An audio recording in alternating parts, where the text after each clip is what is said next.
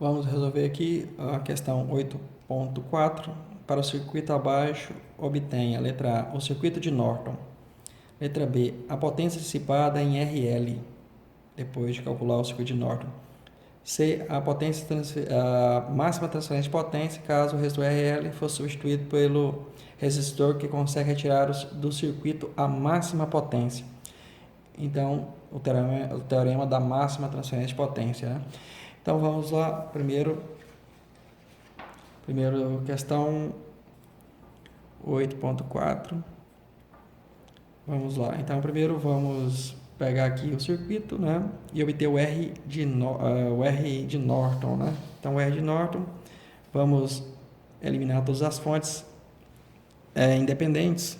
Aqui são fontes de tensão, todas substituídas por curto-circuitos. Então, a partir do terminal aqui, vamos retirar, né, a carga de 200 ohms, retirá-la e substituir e deixar um circuito aberto e colocar um ohmímetro aqui, né, para fazer essa medição. Então, substituir aqui a fonte de tensão E1, força eletromotriz E1 por um curto-circuito, a fonte 2 aqui também por um curto-circuito,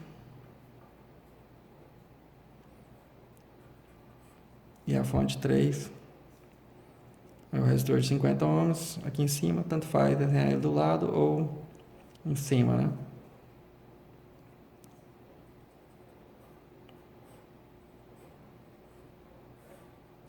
Então, o circuito fica assim. Vamos agora colocar os valores, né? Aqui são 50 ohms, aqui são 50 ohms também, e aqui são 80 ohms.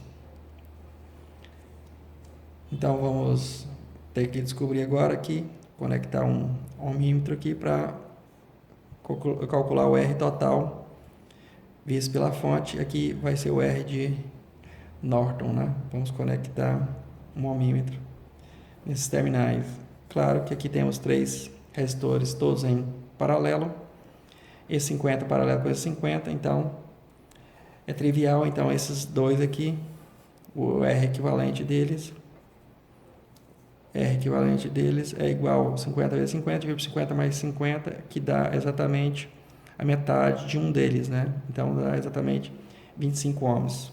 Então, ficou agora mais simples o circuito, podemos redesenhá-lo com a resistência de 80 ohms em paralelo com a resistência de 25 ohms que obtivemos aqui. Agora o R total aqui, o R de Norton visto aqui pelo lado esquerdo é a resistência de 80 paralelo com a resistência de 25. Então, o R de Norton é igual a 80 vezes 25, dividido por 80 mais 25, que é igual a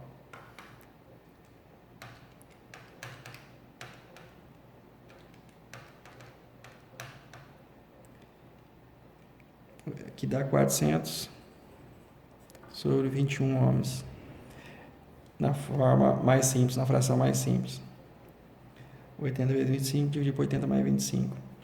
Então, o R de Norton já obtivemos. Agora vamos para o segundo passo, né? Então, aqui o primeiro passo foi obter o R de Norton. Agora vamos para o segundo passo, que é obter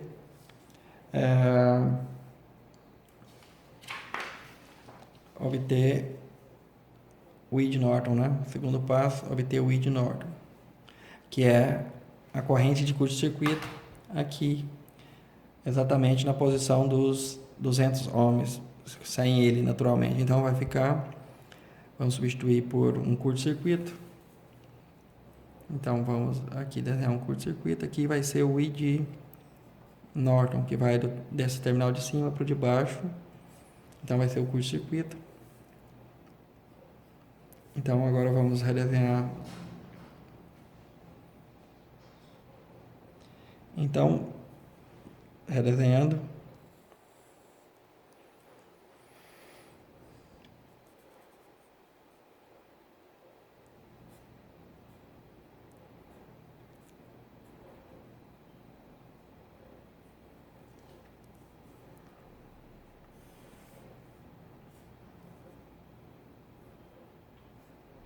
Aqui eu estou desenhando a bateria mais simples, né? Só com duas células, só com uma célula, né? Em vez de várias células, como indicado aqui no circuito, para facilitar o desenho.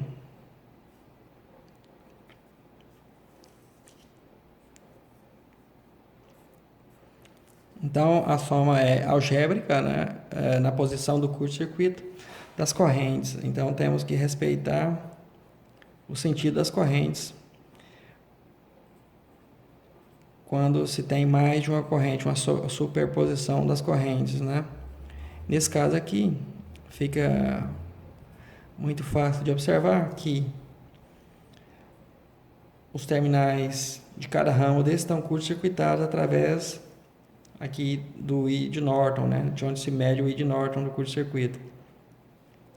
Estão curto-circuitados. Então, cada conjunto desses vai funcionar de forma independente, nenhum vai interferir no outro, em razão da magnitude das correntes.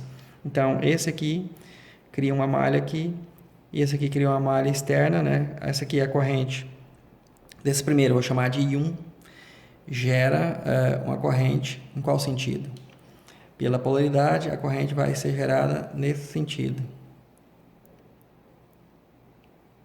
Certo? Mas, ao final, temos que observar se esse sentido é coincidente com o I de Norton ou não, né? Nesse caso, o I de Norton, como está para baixo, então ele tem que ser subtraído, né? Tem que ser negativo. Então, eu vou chamar isso aqui de I1, a corrente que circula essa malha aqui, devido a essa fonte de 400 ohms, 400 volts.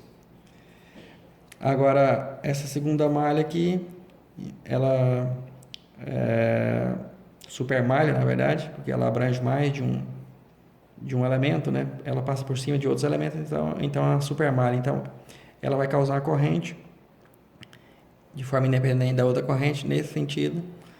Então, temos uma superposição, né? Então, temos uma superposição das correntes aqui no ponto de análise, né? Então, ela vai circular nesse sentido. A primeira foi anti-horário, essa vai ser... a primeira foi horário, essa vai ser anti-horário. A última, a fonte vai impulsionar a corrente nesse sentido. Então, a última vai impulsionar a corrente. Vou desenhar por fora, nesse sentido. Nesse sentido, que vai descer aqui no mesmo sentido do I de Norton. Então, temos três correntes. Então, eu vou chamar de I1, a outra I2 e a corrente externa, né? Essa malha externa de I3. Então, vamos calcular primeiro I1. I1 vale a força eletromotriz de 400 dividido por 80, que dá 5 amperes. Para não errar, 5 amperes. Agora, a segunda malha aqui vai ser 20 dividido por 50. Então, I2 é igual a 20 dividido por 50, que é igual a 2 dividido por 5, que dá 0,4. 0,4 ampere.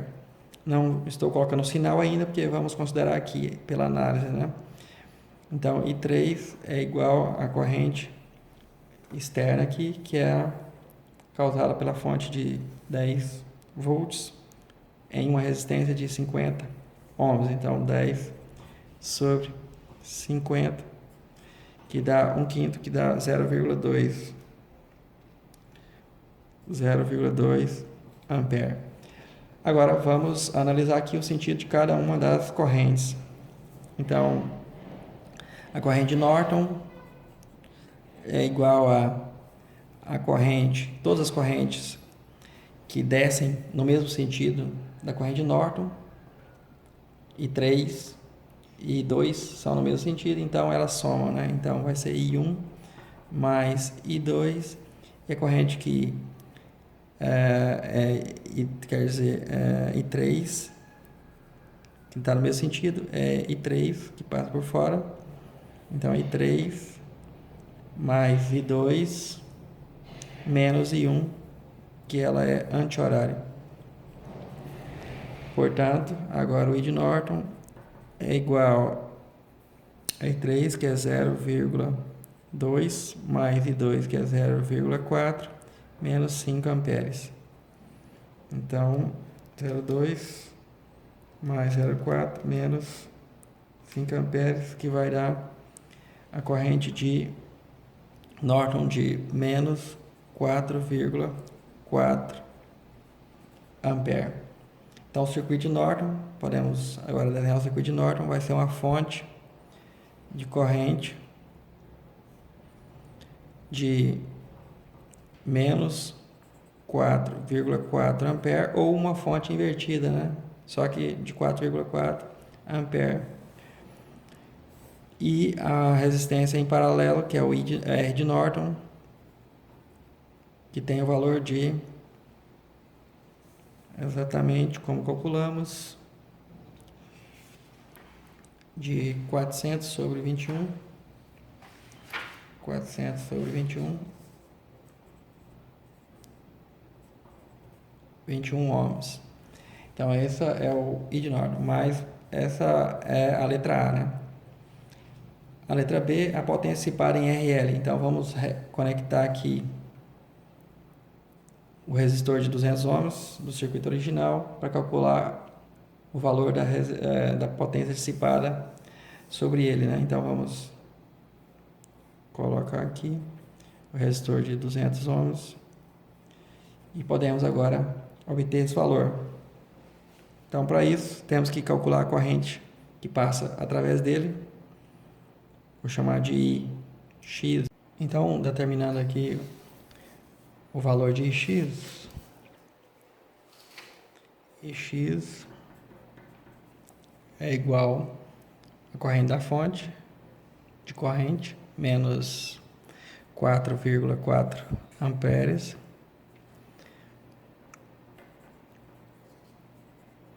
vezes a resistência do resistor que não queremos, que é o RN, 400 dividido por 21,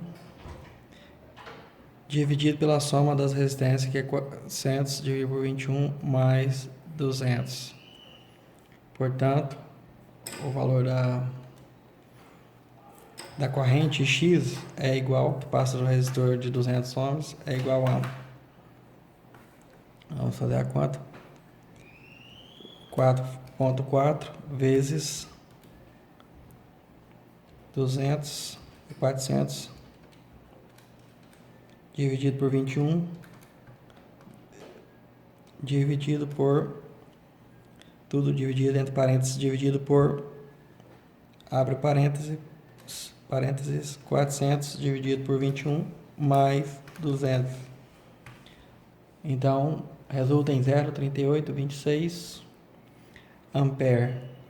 Então, em forma de fração, temos a corrente de 44 sobre 115 ampere.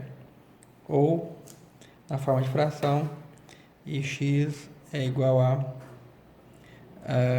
em forma do decimal, né? Ou em decimal, 0,3826 ampere aproximadamente. Agora vamos calcular, conforme o anunciado, né? A potência dissipada no resistor de 200 ohms. Então, a corrente que passa através dele é 0,3826, então a potência desse resistor de RL de 200 ohms é igual a resistência RL vezes Ix ao quadrado, né? Que é a corrente que passa por ele. Então, logo a potência é de 200 vezes 44 sobre 115 ao quadrado. Então, essa potência é aproximadamente igual a... Então, vamos multiplicar pela resposta answer ao quadrado vezes 200, que é igual a 29,27 watts. 29,27 watts. Então, a letra C agora vamos calcular essa é a letra B, né, que acabamos de calcular. A letra C pede justamente a máxima transferência de potência, caso o resistor RL fosse substituído por um resistor que conseguisse retirar do circuito a máxima potência, né? Nesse caso, a resistência RL da carga tem que ser igual a R de Norton, não? Resistência de Norton. E como calculamos, o R de Norton é igual a 400 sobre 21 ohms. Então agora o novo circuito, nessa nova situação, é o circuito de Norton, como já havíamos feito, com o I de Norton de menos 4,4 ampere, em paralelo com a resistência de Norton de 400 sobre 21 ohms, e agora em paralelo a resistência de carga com o mesmo valor, né, para que ocorra a máxima transferência de potência para RL, né? Essa é a situação em que há a máxima transferência de potência. Então, agora a nova corrente que passa por aqui é a metade, né? Como os resistores são iguais, pelo divisor de corrente vai ser a metade do valor da corrente da fonte. Então, a potência máxima nessa situação é igual a resistência RL vezes a corrente, né, I de Norton sobre 2 ao quadrado, porque vai ser a metade, né? Que vai resultar em 400 sobre 21 vezes I de Norton menos, tanto faz o sinal, menos 4,4 ao quadrado. Isso resulta na potência máxima de, fazendo a conta, 400 dividido por 21 vezes menos 4,4 dividido por 2 ao quadrado, 92,19 watts. Então a potência é de 92,19 watts. Então essa é a resposta da máxima transferência de potência quando o resistor de carga for ajustado, né, no lugar do resistor de 200 ohms.